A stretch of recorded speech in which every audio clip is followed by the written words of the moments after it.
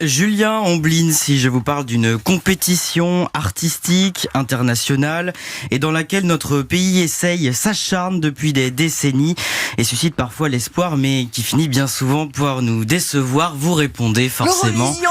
Et oui, l'Eurovision. Et on connaît depuis hier la chanson qui représentera la France cette année.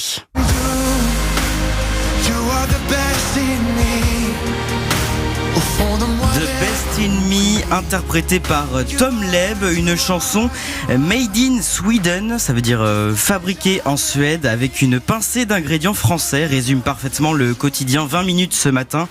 Car en effet, ce titre, choisi parmi une centaine d'autres par le comité français, a été composé et écrit par 3 Suédois.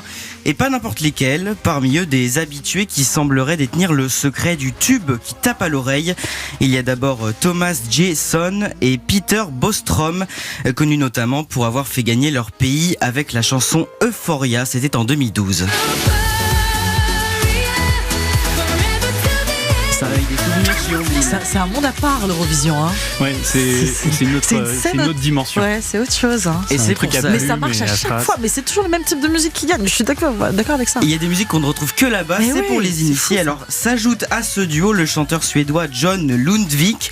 Il avait fini en 5e place l'an dernier avec sa chanson et il a lui aussi participé à l'écriture donc de The Best in Me.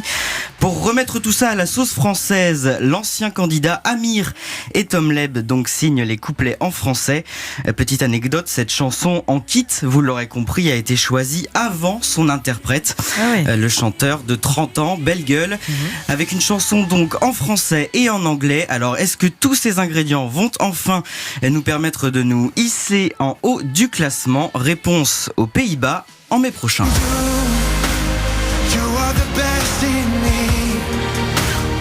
Toujours pas convaincu, Julien. Mais je pense que ça va fonctionner, mais totalement, bien sûr. Dire quand même que Tom Leb, c'est le fils de Michel Leb, ce qui est drôle. Le fils de Michel Leb, tout à fait. Ah oui. Et il y a un petit peu la même patte que le vainqueur de l'an dernier qui était Duncan Lawrence. Ouais, c'est sirupeux, ça plaît à tout le monde. Merci beaucoup Thibault Lambert. On va rester là-dessus.